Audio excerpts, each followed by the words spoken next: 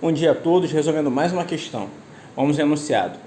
O livro, cuja leitura agradou muito aos alunos, trata dos tristes anos da ditadura. A palavra cuja sintaticamente é... Primeiro ponto. O que é o cuja? Cuja é um pronome relativo. E o que o pronome relativo faz? O pronome relativo ele retoma um antecedente exercendo alguma função na oração posposta. O cujo ou cuja tem algumas características. Qual a primeira característica? Ele indica obrigatoriamente posse. E por indicar posse, ele tem outra característica que é ficar entre dois substantivos. Perceba que ele está entre livro e leitura, né? Por mais que tenha vírgula, ele está entre dois substantivos. O segundo ponto é que ele não admite artigo anteposto ou posposto. Então, não posso dizer o livro a cuja leitura ou livro cuja a leitura. Está incorreto. O artigo é vedado, é proibido. Um terceiro ponto é que o cujo, diferentemente dos outros pronomes, ele concorda com o termo posposto e não com o termo anteposto. Perceba que é cuja leitura. Está concordando com leitura e não com o livro. Então, se fosse descrito o livro cujo leitura, estaria errado. Perceba que fica até estranha a construção. Em último ponto, o cujo ele admite uma preposição anteposta desde que um termo posposto a exija. Esse termo posposto pode ser um substantivo, um adjetivo, um advérbio ou mesmo um verbo. Acontece normalmente com verbo, mas pode acontecer com essas outras classes de palavras. Dito isso, vamos proceder à sintaxe, né? Percebemos no contexto que nós temos um período composto por subordinação. Sim, um período composto por subordinação, mas por quê? Porque nós temos uma oração principal e outra subordinada. Mas qual a oração principal? Qual a oração que detém a base de significação? Nós temos o aluno trata dos tristes anos da ditadura. Essa é a oração principal. E qual a oração subordinada? Cuja leitura agradou muito aos alunos. Perdão. Agora perceba, esse cuja leitura agradou muito aos alunos é que tipo de oração?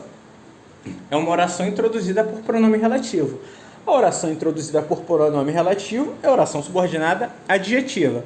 Agora o detalhe da questão. Está entre vírgulas, oração subordinada adjetiva explicativa. Caso as vírgulas não estivessem presentes, seria uma oração subordinada adjetiva restritiva, né? O que não é o caso. Agora, em relação à função sintática do cuja. O cujo ou cuja, ele só pode exercer duas funções sintáticas. Ao contrário do que muitas gramáticas dizem, que o cujo só pode exercer a função de adjunta de nominal, o cujo também pode exercer a função de quê? De complemento nominal. E vamos ver se é isso que ocorre. Eu tenho o livro cuja leitura agradou muito aos alunos. Eu tenho esse cuja. A leitura dele agradou muitos alunos. A leitura de quê? A leitura do livro. Agora prestemos atenção. Quando estudamos adjunta de nominal e complemento nominal, há uma problemática no que se refere ao substantivo abstrato. Por quê? Quando nós temos um substantivo abstrato, o termo posposto pode ser tanto um complemento nominal quanto a adjunta de nominal. Por quê? Porque o adjunta de nominal ele modifica o substantivo concreto e abstrato. O complemento nominal ele completa o sentido de um adjetivo, substantivo abstrato ou advérbio. No que tange essas duas classificações, substantivo abstrato, pode ser um modificador de ambos. Então, nós devemos utilizar um critério para o quê? Para analisá-lo. E é justamente o critério de agente e paciente. O que é agente? Agente é aquele que pratica ação. E paciente, aquele que recebe ação, aquele que é passivo de uma ação. E no contexto, nós podemos identificar a classificação do cujo como complemento ou adjunto utilizando esse critério. Mas como? O livro cuja leitura, a leitura dele agradou muitos alunos. A leitura de quê? A leitura do livro. Agora percebamos.